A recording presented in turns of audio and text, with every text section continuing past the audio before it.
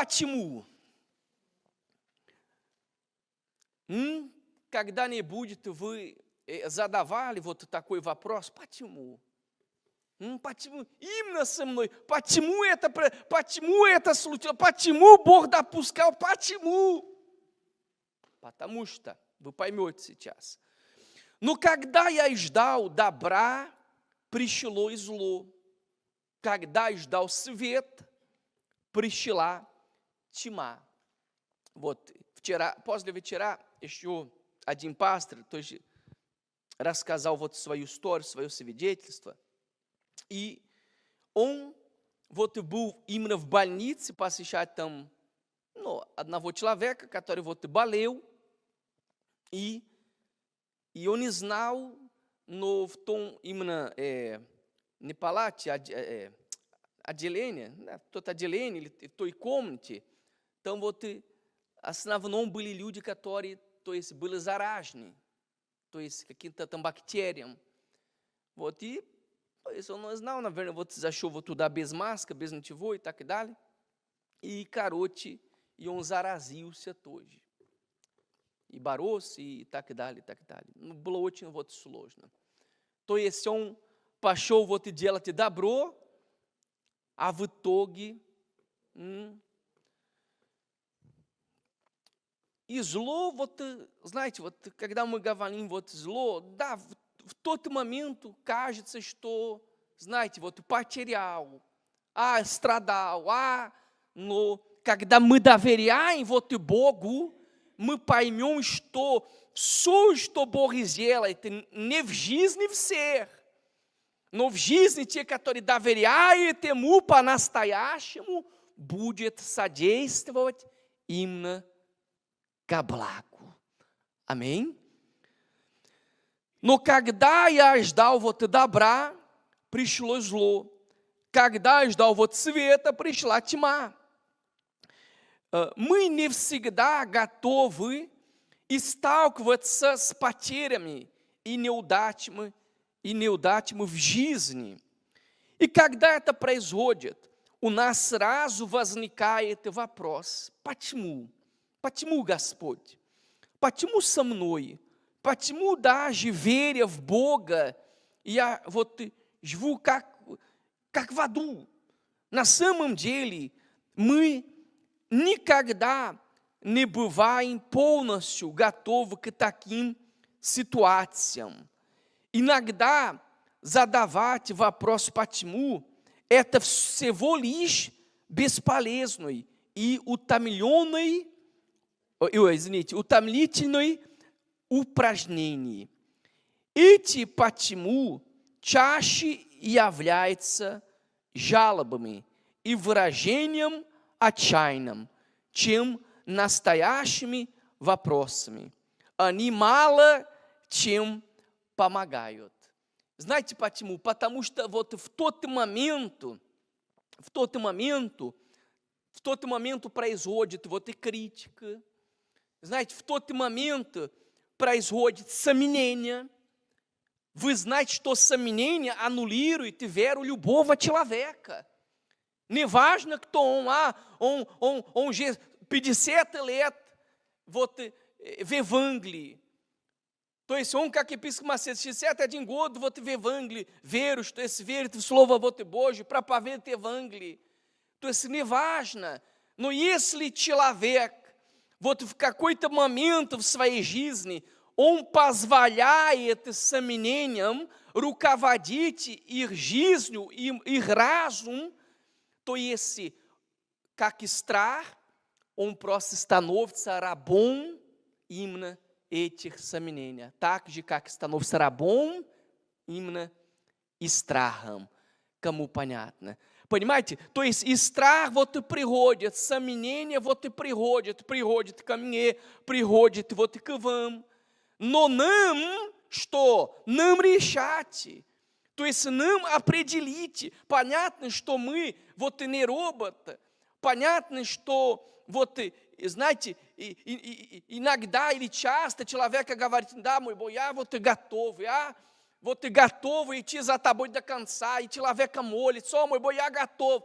но только тогда, когда он проходит через какую-то либо ситуацию, которая действительно, то есть, который действительно он понимает, что нету вот выхода. Единственный выход – это доверять вот Богу по-настоящему.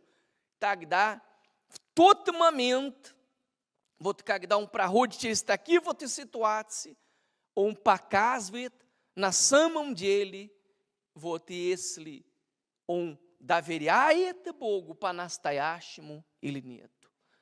То есть, доверяет ли он, вот уповает ли он вот на Бога вот по-настоящему или нет. Это мы не узнаем просто так. Мы этого не учимся в университете где-то. Я вот очень готова, потому что я знаю Библию наизусть. То есть я очень готова, потому что я давно в церкви. Я вот и готов, потому что я давно служу Богу. Я готов, потому что, знаете, мои родственники верующие, тот родственники служат Богу, я служу, то есть я готов, потому что, знаете, Бог меня знает, я не живу в грехе, я вот, то есть ты поймешь, если ты готов или нет, когда ты проходишь, когда мы проходим, да или нет. Когда мы проходим через эти испытания, когда мы проходим через именно эти трудности, как Иов прошел. И здесь essa frase я хочу повторить, очень сильно. На самом деле мы никогда не бываем полностью готовы к таким вот ситуациям. И в той ситуации и мы готовимся. В той ситуации вот именно мы готовимся. Поэтому нужно быть осторожно, аккуратно с этим почему. Вот, дальше. То же самое случилось с Иовом. Он не был готов к такой волне несчастья сразу. А кто был? Но вот таким был его ответ. И отвечал Иов Господу и сказал: и знаю, что ты все можешь, и что никакое твое намерение не может быть остановлено.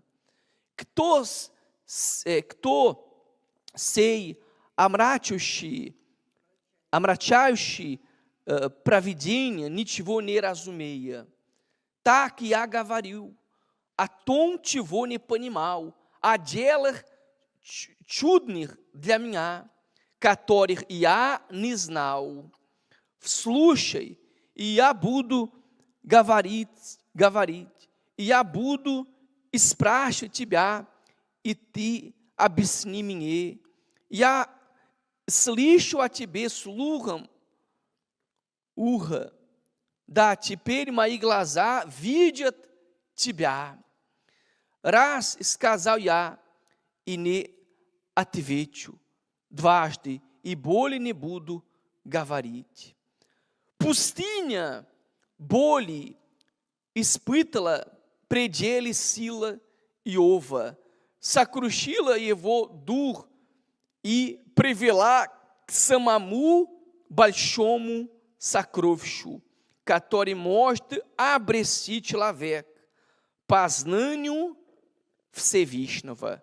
Но чтобы получить это сокровище, ему пришлось потерять все и отказаться от своих представлений.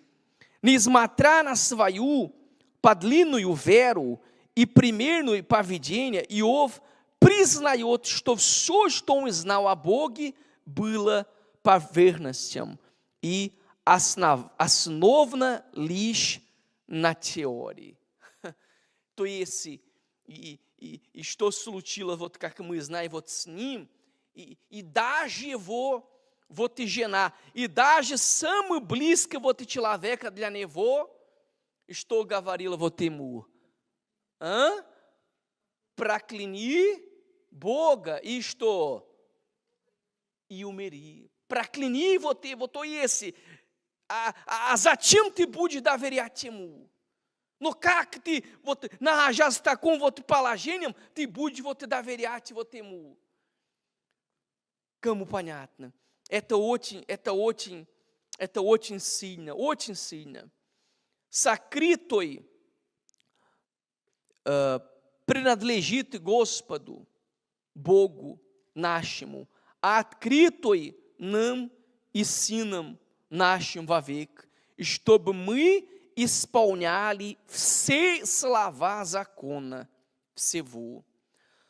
Бог не ответит Иова, почему с ним это случилось. Возможно, Иов так и не узнал, что стал центром внимания всей вселенной. Объектом спора между Богом и сатаной в борьбе добра и зла. По крайней мере, в Библии об этом ничего не говорится, но и это не главное. Главное в том, что Иов не потерял веру и не восстал против Бога, несмотря на все страдания. Смотрите сюда. У Бога есть свои тайны. У Бога есть свои тайны. У Бога есть свои секреты. И esse momento, esse пустыня, essa situação, которые мы в тот момент мы не понимаем. Но там впереди мы поймем, почему именно это произошло. Когда мы живем по Слову Божьему, когда мы доверяем Ему по-настоящему, когда мы практикуем то, чему учит Он нам, дорогие мои, даже ничего не понимая и доверяя Ему, мы знаем, что там впереди все будет содействовать ко благу. Аминь, люди Божьи. И бывает там впереди, спустя какое-то время, какие-то лет, время, то есть мы поймем, почему тогда-то это случилось. А бывает, мы не поймем. Если Бог захочет, мы поймем, да или нет. А если не захочет, мы ничего не поймем. Но главное, чтобы мы не потеряли именно свою веру, потому что мы знаем одно, в нашей жизни есть Божье обетование. Аминь, люди Божьи. И не касаясь только здесь, на этой земле. Если в нашей жизни заключилось именно только именно в эти 50, 100, 90, 80 лет, как мы живем, будем жить на этой земле, то есть мы были бы несчастливый человек, который есть. Но мы знаем, что наша жизнь не заключается именно на какой-то период, время и здесь, на этой земле. Да или нет? Мы знаем, что наша жизнь, она именно вечна. То есть наша душа, она вечна. Аминь? Поэтому, дорогие мои, то есть стоит вкладывать всю свою силу ради спасения своей души и ради спасения других людей. Аминь?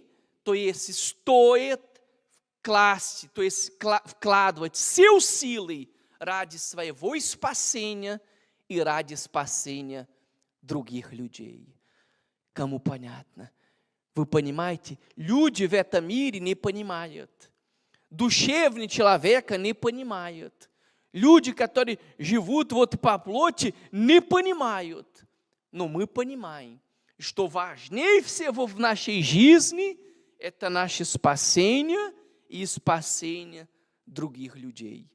Поэтому дьявол, он прилагает все усилия тоже, чтобы заразить нас своим ядом, чтобы заразить нашу веру, чтобы мы отпускали руки, чтобы мы колебались, чтобы мы сомневались, чтобы мы смотрели назад, чтобы мы отпускали руки.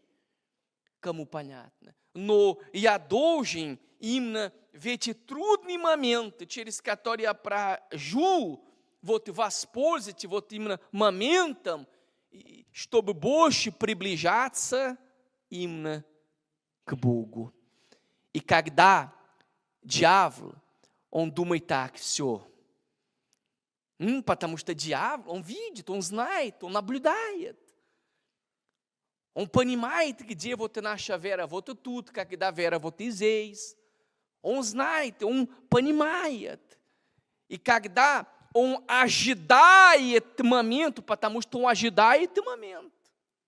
Как он говорил, вот и Бог, вот дай мне то, дай мне другой. То есть, позволь вот мне сделать это вот с Иовом.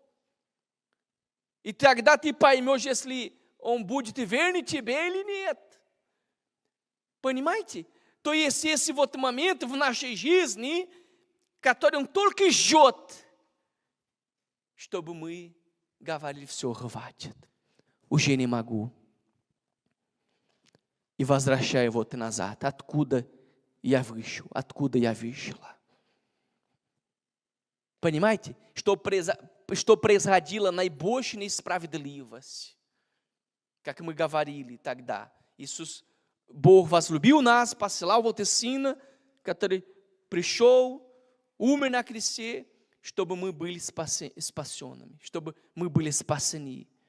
И когда души потеряются, пойдут и вот в ад, тогда в жизни того человека произошло наибольшая несправедливость. Потому что он заплатил цену, но все равно человек своим выбором, своим решением, своими поступком, он выбирал пойти именно в ад. И пошел вот в ад. Кому понятно? Понимаете? Поэтому дьявол, вот он только наблюдает. Он наблюдает. Он ждет момент, он ждал момент.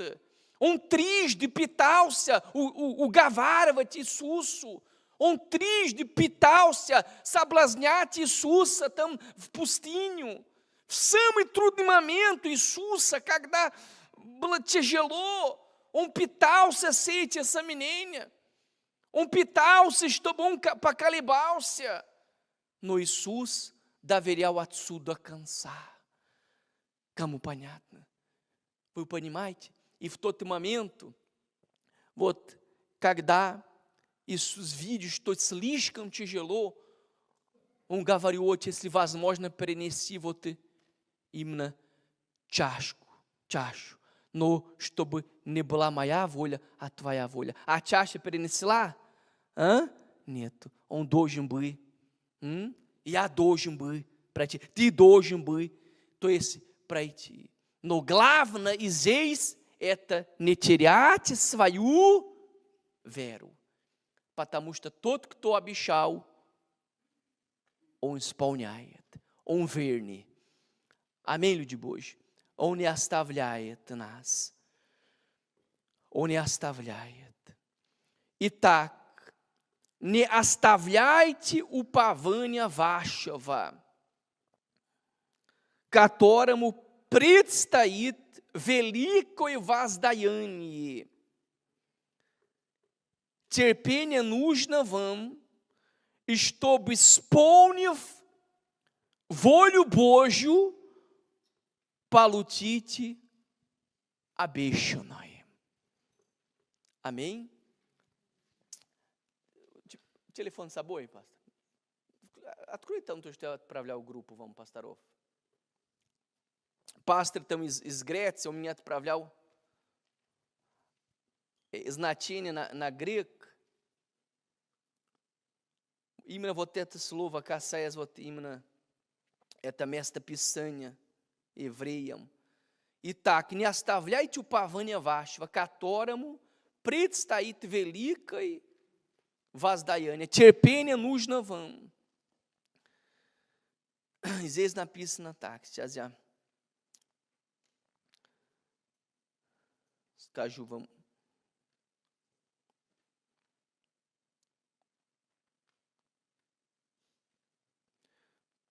Вот в оригинальном вот, переводе, в греком, написано так. То есть,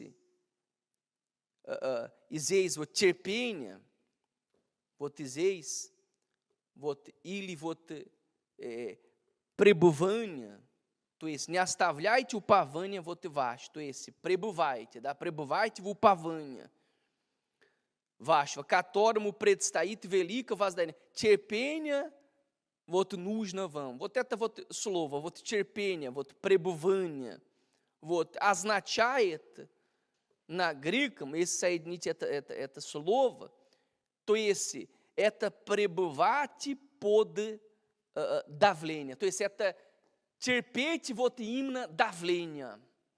То есть не просто, знаете, вот терпение вот нужно вам. Это не терпение здесь, это не просто ожидание, а ожидайте, знаете. Вы ожидайте, и в итоге все будет действовать ко благу. Нет, терпите именно что? Давлением. Это сильно. Вот там как раз вот отправлял именно вот этот стих, где вот на греком. То есть вот терпение, вот пребывать именно под давлением. То есть под атаком. Потому что дьявол что? Атакует, он нападает, он давит, он бомбардирует. Но вот не оставляйте этого упования. Амém? Который предстоит великое воздаяние. И исполнив волю Божью, получите обещание. То есть, что произошло с Иисусом. Он под давлением терпел до конца, чтобы исполнять волю Божью, и тогда он получил обещанное. Амém. Сколько людей, которые хотят Духа Святого, они хотят получить Духа Святого, и дьявол знает об этом. И тогда в тот момент, когда он, знаете, он делает много шагов к этому, и когда он близко, тогда давление со всех сторон, и человека возвращает назад, отступает назад. И опять придет. Поэтому мы видим много людей, которые, мы думаем так, вот тот человек, вообще, я думаю, что он же свободен, потом опять проявляется бесом. Вот тот человек, который должно было быть уже тão впереди, опять, знаете, не туда, не сюда, не туда, не сюда, не туда, вот не сюда. Почему? Потому что, проходя через этого, вот они оставляют свое упование на Бога. Они не хранят свою веру. И поэтому не смогут исполнять волю Божью, и, понятно, не увидят, что обещанное. Кому понятно? Я думаю, что сложно понимать, да, дона Матрена? Или нет? Понятно? Все, ясно? Вам понятно или нет? То есть тут не сложно, только не понимает тот, кто испит или не хочет. Поэтому праведник не должен поддаваться искушениям, унынию или духовному охлаждению, и чтобы не потерять привилегии завета с Богом. Среди этих привилегий право стать какими? Первенцем. Сыном Всевышнего, доступу к престолу благодати, прощение, оправдание, помощи в скорби и спасении. Именно поэтому стоит приложить все силы, чтобы сохранить ту самую уверенность, с которой мы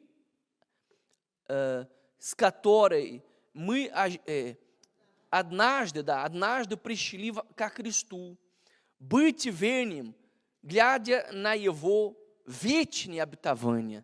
Это гарантия стойкости, твердости и добрых глаз до конца пути. Амém, люди Божьи. Думайте об этом и практикуйте, потому что наш Господь, Он справедливый, и Он восстановит свою справедливость в жизни тех, кто доверяет Ему и пребывает именно в Нем. Амém?